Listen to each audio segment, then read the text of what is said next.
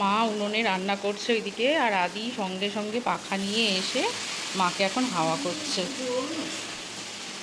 ছুটে পাখাটা নিয়ে চলে এলো, দিয়ে এখন বসে বসে এখন মাকে হাওয়া করছে।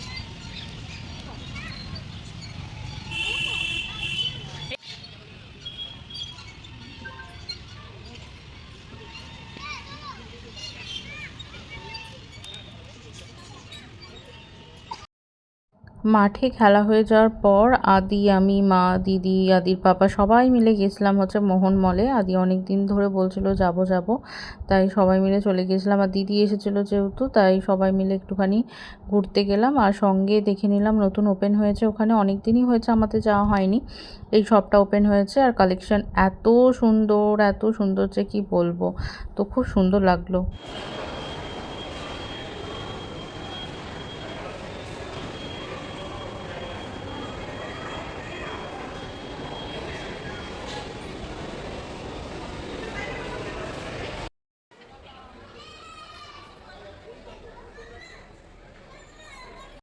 তারপর চলে গেলাম হচ্ছে কিছু খাবার অর্ডার করতে। ফুড কোর্টে চলে এসেছি, এখান থেকে কিছু খাবার অর্ডার করলাম আমি আর দিদি মিলে।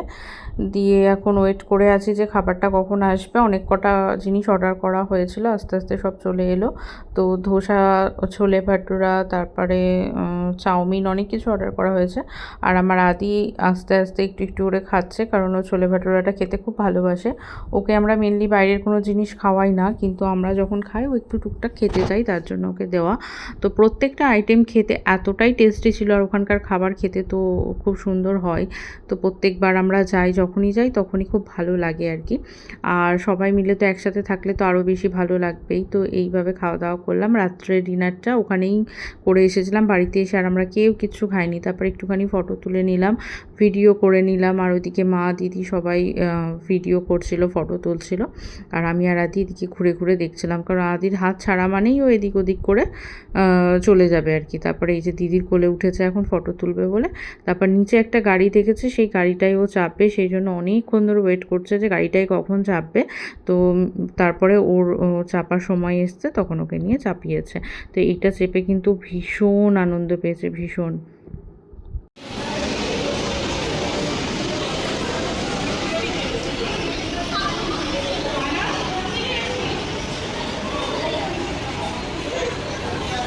তারপর বাড়ি এসে এই যে এখন দিদির উপরে অত্যাচার করছে। দিদিকে ও মেনলি পান্তু বলেই ডাকে, তো ওটা হচ্ছে ওর পান্তু, এখন ওর উপরে অত্যাচার চলছে। ভিডিওটা ভালো লাগলে অবশ্যই লাইক, শেয়ার, কমেন্ট করুন।